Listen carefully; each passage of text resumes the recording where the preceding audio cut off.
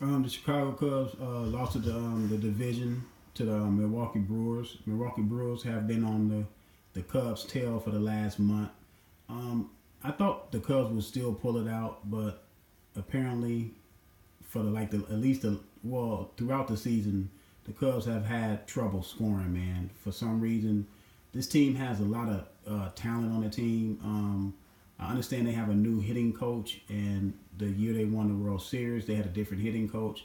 They were more like hitting for power back when they were on that World Series run in 2016.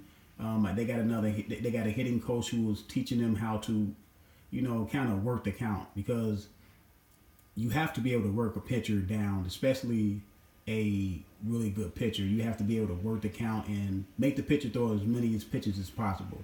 And it's a good strategy, but it seemed like the Cubs have turned into something like in the middle. Either it's like they hit for power one day, next day they hit for average. And you don't have to be one or the other, but you have to be really good at least one of those things. Like either you're really good at hitting for power or you're really good at hitting for average.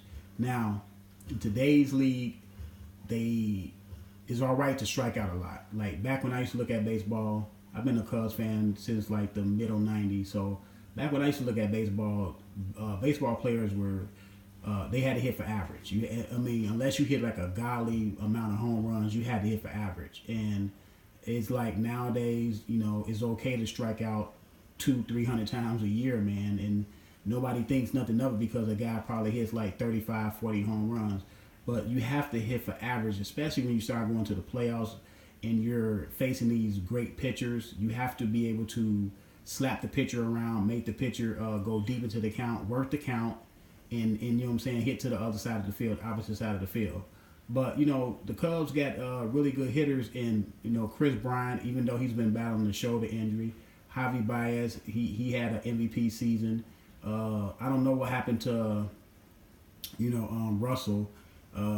He wasn't hitting real good. He had some off the field problems. Rizzo, he was struggling at some point of the year, but he got it together.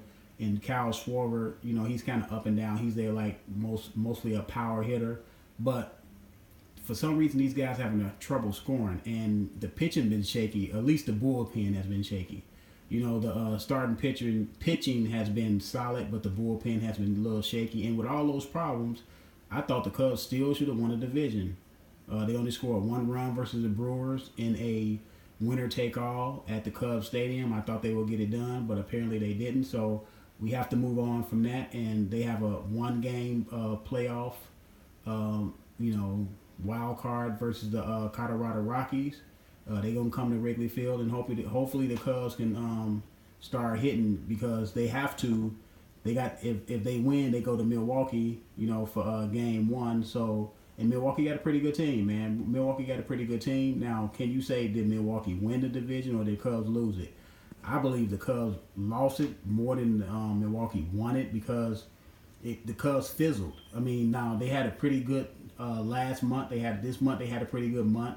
But, the Brewers had a better month. And then the month, a couple months before that, when the Cubs could have really put it out of hand, they couldn't hit. You have to be able to hit. You have to be able to hit, man, for average. You have to be able to have a consistent, one or two guys have to be hot at any given moment. You can't have everybody, going cold at the same time. And yes, the Cubs players, especially their main card players on offense, they are kind of young players. But Hayward, he's not young, and he's been struggling since he's been in the Cub uniform. But yes, he did have some big hits in the World Series, but he's been kind of struggling since he's been in the Cubs uniform. So they just need to regroup, pick it up, try to win the game versus Colorado Rockies, which will not be it's not going to be an easy task, because Colorado going to come in, they're going to play loose. They're not at home. They playing they don't have to be in front of their fans and get tight as the game go on and things are not going good. The Cubs, all the pressure's on the Cubs.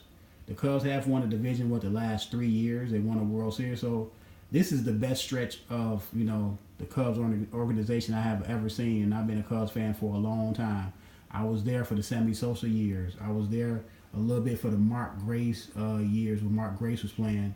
So I seen some pretty good Cubs teams, but not like this. This Cub team, they won a World Series. They broke the 100-year World Series drought. Theo Epstein, he did it for the Cubs, and he did it for the Red Sox. He did it for the Red Sox first, and he said he was going to do it for the Cubs. He did it for the Cubs. I don't see how people can complain about Theo Epstein, man. He came here and built a winner. He tore it all down, said the Cubs was going to be bad for a while. They were bad for about 3 or 4 years, and it all paid off. Tearing it down and building it back up, that was his philosophy, and it worked. And I know a lot of people say he made a couple bad moves when he signed that pitcher, and the pitcher, got hurt or whatever, and a couple other things that he probably didn't pan out. But for the most part, 99% of the things panned it out. The man, you have a World Series, so to me, it panned out very, very, very well for the Cubs. And I don't look at every Cubs game because baseball is so long, man. The season is so long with 162 games.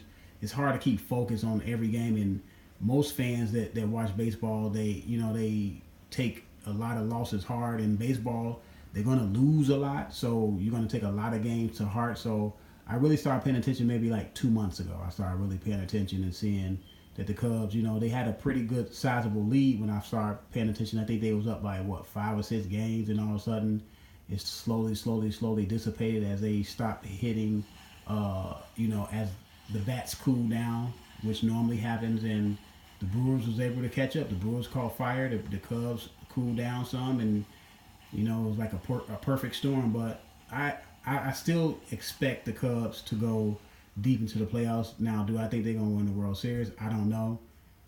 Like, I don't have as confidence I had in 2016 with that team. That team they played phenomenal pitching and hitting. So hopefully they can get the bats warmed up for the Colorado Rockies to start off with, because we have to handle that game before we even think about the Brewers series. So let's see if the Brewers, the Milwaukee team celebrating on their home field. Let's see if they can gain some fortitude from that and want to get some get back. But let me know what y'all think. I'm out.